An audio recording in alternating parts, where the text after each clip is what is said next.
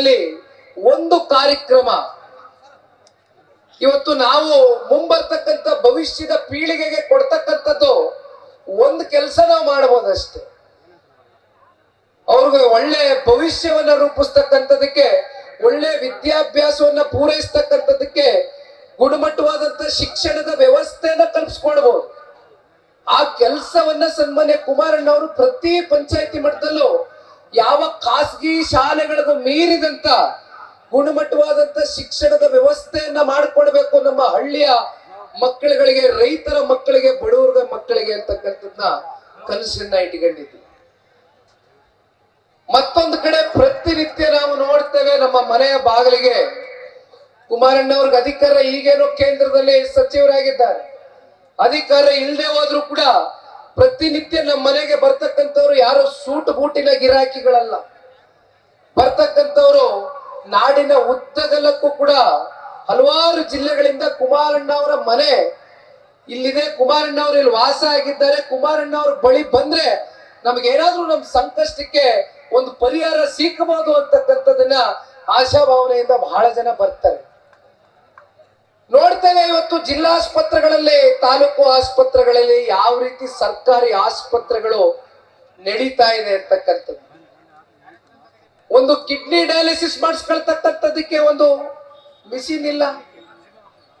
ಬೇರೆ ಯಾವ್ದಾದ್ರು ದೊಡ್ಡ ಮಟ್ಟದ ಕಾಯಿಲೆ ಬಡಬಗ್ರು ಎದುರಿಸಿದಂತ ಸಂದರ್ಭದಲ್ಲಿ ಸರ್ಕಾರಿ ಆಸ್ಪತ್ರೆಗಳಲ್ಲಿ ಯಾವ ಡಾಕ್ಟರ್ಗಳಾಗ್ಲಿ, ಸ್ಟಾಫ್ಗಳಾಗ್ಲಿ ಸರಿಯಾಗಿ ನೇಮಕಾತಿ ಮಾಡಿಲ್ಲ.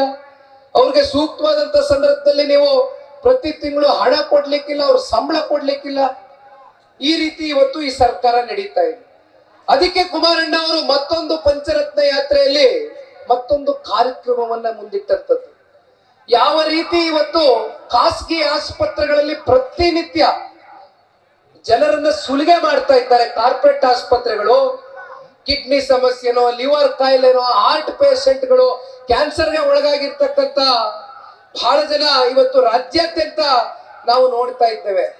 ಜನ ಆರೋಗ್ಯದ ಸಮಸ್ಯೆಯನ್ನು ಎದುರಿಸ್ತಾ ಇದ್ದಾರೆ. ಇಂಥ ಒಂದು ಸಂದರ್ಭದಲ್ಲಿ ಸರ್ಕಾರದ ಕಡೆಯಿಂದ ಗುಣಮಟ್ಟವಾದಂತ ವ್ಯವಸ್ಥೆಗಳು ಯಾವ ಖಾಸಗಿ ಆಸ್ಪತ್ರೆಗಳಲ್ಲಿ, ಕಾರ್ಪೊರೇಟ್ ಆಸ್ಪತ್ರೆಗಳಲ್ಲಿ ನಿಮಗೆ ಸಿಗುತ್ತಾ ಇದೆ, ಅಂತ ವ್ಯವಸ್ಥೆಗಳನ್ನ ಇವತ್ತು ಪಂಚಾಯಿತಿ ಮಟ್ಟದಲ್ಲಿ ಇವತ್ತು ಅದನ್ನ ಸೃಷ್ಟಿ ಮಾಡಬೇಕು ಅಂತಕ್ಕಂಥದ್ದು ಕುಮಾರಣ್ಣ ಅವರು ಕನಸನ್ನ ಹೊತ್ತಿದ್ರು. ಆದ್ರೆ ಯಾಕೋ ಏನೋ ಈ ರಾಜ್ಯದ ಜನತೆ ಎಲ್ಲೋ ಒಂದ್ ಕಡೆ ಈ ಕಾಂಗ್ರೆಸ್ನ ಅವರ ಪ್ರಣಾಳಿಕೆಯಲ್ಲಿ ಕೊಟ್ಟಂತ ಮಾತು 5 ಗ್ಯಾರಂಟಿಗಳು ಕೊಡ್ತೇವೆ, ಗ್ಯಾರಂಟಿ ಕೊಡ್ತೇವೆ. ಕೊನೆಗೆ ಈಗ 5 ಗ್ಯಾರಂಟಿಗಳ ಹೆಸರಲ್ಲಿ ಸರ್ಕಾರವನ್ನ ರಚನೆ ಮಾಡಿರ್ತಕ್ಕಂಥ ಕಾಂಗ್ರೆಸ್ ನಿಜಕ್ಕೂ ಏನಾದ್ರೂ ಈ ರಾಜ್ಯದ ಹೆಣ್ಮಕ್ಳು ಬಹಳ ಜನ ಇವತ್ತು ಕೂತಿದ್ದೀರಿ, ಇಲ್ಲಿ ಕೂತಿದ್ವಿ. 2,000 ರೂಪಾಯಿ ಕೊಡ್ತಾ ಇದ್ದೇವೆ, ಗೃಹಲಕ್ಷ್ಮಿ ನೀಡ್ತಾ ಇದ್ದೇವೆ ಅಂತ ಹೇಳ್ತೀವಿ.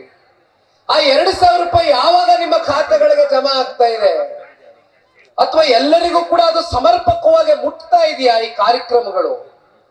ಯಾವಾಗ ಯಾವಾಗ ಚುನಾವಣೆಗಳು ಮುಂದೆ ನೋಡ್ತೇವೋ ಆ ಚುನಾವಣೆಗಳವರೆಗೂ ಆ ದುಡ್ಡನ್ನ ಅದೇ ರೀತಿ ಹಿಡಿದಿಟ್ಟು ಕೊನೆಗೆ ಆ ಚುನಾವಣೆಗಳಲ್ಲಿ ಗೆಲ್ಲೋದಕ್ಕೋಸ್ಕರ, ಜನರ ದಿಕ್ಕನ್ನ ತಪ್ಪಿಸೋದಕ್ಕೋಸ್ಕರ ನೀವು ಈ ಗ್ಯಾರಂಟಿಗಳನ್ನ ಬಳಕೆ ಮಾಡ್ಕೊಳ್ತಾ ಇದ್ದೀರಿ. ನಿಜವಾದ ಮಹಿಳೆಯರ ಸಬಲೀಕರಣ ಮಾಡದಂತ ಧೀಮಂತ ನಾಯಕ ಈ ದೇಶದಲ್ಲಿ, ನಮ್ಮ ರಾಜ್ಯದಲ್ಲಿ ಯಾರಿದ್ರೆ ಅದು ಸನ್ಮಾನ್ಯ ದೇವೇಗೌಡರು ಸಾಹೇಬ್. ಸ್ಥಳೀಯ ಚುನಾವಣೆಗಳಲ್ಲಿ, ಗ್ರಾಮ ಪಂಚಾಯತಿ, ಟಿಪಿ, ಜೆಡ್ಪಿ ಚುನಾವಣೆಗಳಲ್ಲಿ ಅತಿ ಹೆಚ್ಚು ಹೆಣ್ಣು ಮಕ್ಕಳುಗಳು ನಿಲ್ತಕ್ಕಂಥದಕ್ಕೆ ಮೀಸಲಾತಿಯನ್ನು ತಂದುಕೊಟ್ಟಂಥದ್ದು ಇದೇ ದೇವೇಗೌಡರು ಸಾಹೇಬ್. ಮತ್ತೆ ಇತ್ತೀಚೆಗೆ ದೇವೇಗೌಡರ 96 ದಶಕದಲ್ಲಿ ಪ್ರಧಾನಮಂತ್ರಿಗಳಾದಂತ ಸಂದರ್ಭದಲ್ಲಿ 50%, 33% ರಿಸರ್ವೇಶನ್ ನ ಅತಿ ಹೆಚ್ಚು ಸಂಸತ್ ಸ್ಥಾನದಲ್ಲಿ, ವಿಧಾನಸಭೆಗಳಲ್ಲಿ ಹೆಣ್ಣು ಮಕ್ಕಳನ್ನ ನೋಡ್ಬೇಕು ಅಂತಕ್ಕಂಥದ್ದು ದೇವೇಗೌಡರು ಸಾಹೇಬ್ರ ಒಂದು ಕಲ್ಪನೆ ಏನಾಗಿತ್ತು. ಅವತ್ತು ರಾಜ್ಯಸಭೆಯಲ್ಲಿ ನಂಬರ್ಸ್ ಇತ್ತು, ಬಿಲ್ ಕ್ಲಿಯರ್ ಆಯ್ತು, ಪಾಸ್ ಆಯ್ತು. ಆದ್ರೆ ಲೋಕಸಭೆಯಲ್ಲಿ ಪಾಸ್ ಆಗ್ಲಿಕ್ಕೆ ಆಗ್ಲಿಲ್ಲ, ಯಾಕೆಂದ್ರೆ ನಂಬರ್ಸ್ ಇರಲಿಲ್ಲ, ಬಿದ್ದೋಯ್ತು ಬಿಲ್. 96ರಲ್ಲಿ ದೇವೇಗೌಡರು ಸಾಹೇಬರು ಆಲೋಚನೆ ಮಾಡಿದಂಥದ್ದು 33% ರಿಸರ್ವೇಶನ್ ಕೊಡಬೇಕು ಅಂತ ನಮ್ಮ ಹೆಣ್ಮಕ್ಳಿಗೆ. ಆದ್ರೆ ಇವತ್ತು ಅದು ನಮ್ಮ ದೇಶದ ಗೌರವಾನ್ವಿತ ಪ್ರಧಾನ ಮಂತ್ರಿಗಳು ಶ್ರೀ ನರೇಂದ್ರ ಮೋದಿಜಿಯವರು ಸನ್ಮಾನ್ಯ ದೇವೇಗೌಡರು ಸಾಹೇಬರ ಕನಸನ್ನ ನನಸು ಮಾಡಿದ್ದಾರೆ.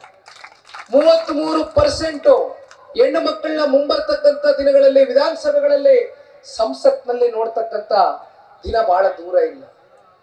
ಇದು